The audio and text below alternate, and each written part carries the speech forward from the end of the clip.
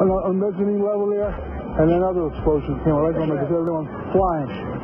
We stuck on the stairs for a while. We finally got down to the lobby. Then we get to the lobby, this is a big explosion. So I was real lucky. I don't know what happened to the people behind me when that blast occurred. And was actually on the 78th floor of the second tower, and was evacuating the tower and experienced all these explosions and made his way back down.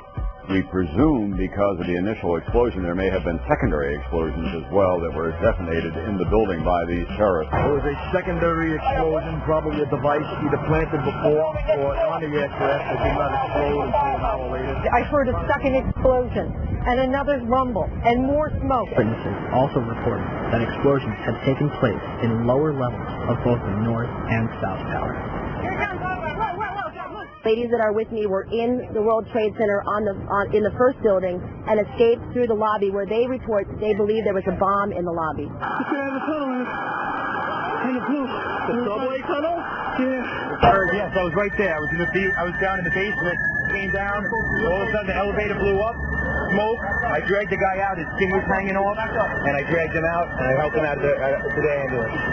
And when I got up to the concourse level, it was just like, you know, like gunfire and then just three big explosions. And even the turnstile was burnt and was sticking up, and they just told us to run. I heard the first explosion, and the elevator blew up. And as we were coming out, we passed the lobby. There was no lobby. So I believe the bomb hit the lobby first, and a couple of seconds in the first plane hit. By the main freight car of the building, in the corridor, that's when I got blown. I mean, the impact of the explosion threw me to the floor. He lost 343 firefighters at the World Trade Center. Since they were the ones inside the towers before and as they collapsed, I'd say they've got a pretty good grasp on what happened. So what does the FDNY think? I went around by the freight elevator and I could see it was just blown. It was just a giant ship. 30th floor. I hear another explosion. And at that time we heard a huge explosion. Firefighter Louis Caccioli told People Weekly, "I was taking firefighters up in the elevator to the 24th floor to get in position to evacuate workers. On the last trip up, a bomb went off. We think there were bombs set in the building." For more than a year, the Port Authority blocked the release of a tape of firefighters' transmissions from the World Trade Center on 9/11. In November 2002, the tape was finally released to the New York Times and other news outlets. Why did it take so long to get the tape released? I got an eyewitness who said there was an explosion on floor 7-8. 7-8. We just had another explosion. Warren Street because of the secondary explosion. We've got numerous people covered with dust from the secondary explosion. And we got another explosion on the tower, 1013, 1013. Number 2 has had a major explosion and what appears to be a complete collapse surrounding the entire area. Who's involved in the secondary explosion at Tower 1K? I've got 5. You heard a big explosion before the building fell? I saw it as it was happening, and it sounded as if you had 100 of those little black firecrackers and you lit them all off at once. That's what it sounded like. It sounded like the finale of the 4th of July over the East. One of the guys, he can tell you I'm okay, all right? Here, hold on. You want to call your mother or something? All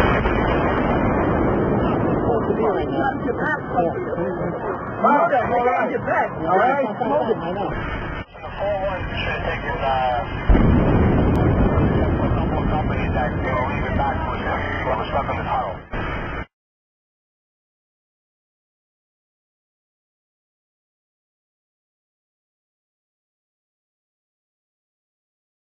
Of ammonium nitrate and caused local earthquakes between magnitude 1 and 2. 47 huge steel columns going up the core, and they're interconnected. How do you get them to fail simultaneously so the core disappears? It looks like those core columns were cut. The way we do this is by cutting the beam at an angle.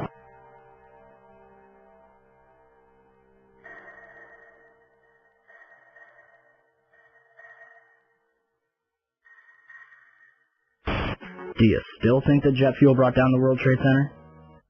In all the videos of the collapses, explosions can be seen bursting from the building 20 to 30 stories below the demolition wave. Here,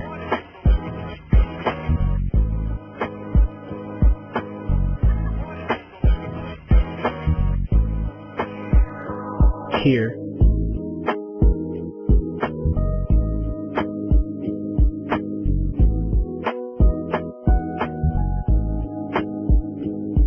here,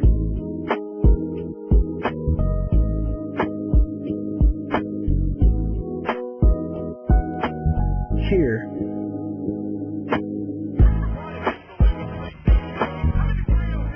here,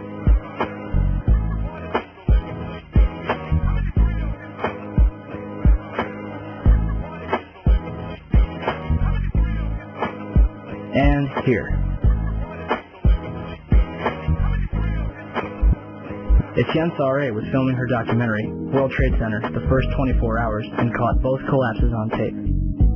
Watch carefully.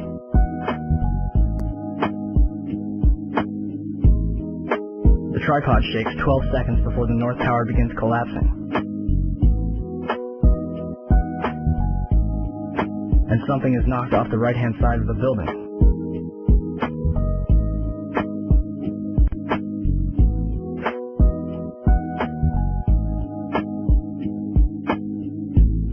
You're probably asking, if there were bombs in the building, how would they get in there without anyone noticing?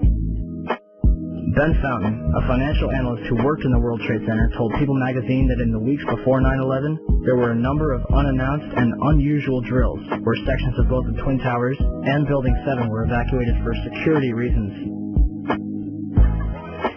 Daria Cord, a guard in the North Tower, told Newsday that security detail was working 12-hour shifts for 2 weeks before 9/11, but on Thursday the 6th, bomb-sniffing dogs were abruptly removed from the building. So who authorized all this? President Bush's brother, Marvin, was board of directors at Securicom from 1993 until fiscal year 2000. Securicom, now known as Stratesec, is an electronic security company backed by Kuwait American Corporation, which provided security for United Airlines, Dulles International Airport, and from the early 1990s up to the day of 9/11, the World Trade Center. Marvin is also the former director at HTC Insurance Holdings, which insured parts of the World Trade Center on 9/11. More information on this was supposed to be disclosed and never was. To date, the SEC has not revealed what they have learned. Sempre que essas evidências são apresentadas, as pessoas fazem as diferentes perguntas. A primeira é, se aviões diferentes foram usados, o que aconteceu com os originais? Infelizmente, não existe possibilidade de saber o que realmente aconteceu. Entretanto, se pudéssemos ver o conteúdo das caixas pretas dos aviões, se provaria se são os aviões originais. Um avião comercial carrega 2 caixas pretas diferentes. De acordo com o FBI, 7 das 8 foram danificadas, e não é possível repará-las. Resumindo, 7 caixas diferentes, feitas dos materiais mais resistentes conhecidos pelo homem, foram completamente destruídas e irreparáveis. Mas um passaporte feito de material frágil, conhecido como papel, conseguiu passar por uma explosão de 1100 graus e caiu sem danos a alguns quarteirões, onde o FBI convenientemente encontrou para incriminar Saddam Hussein.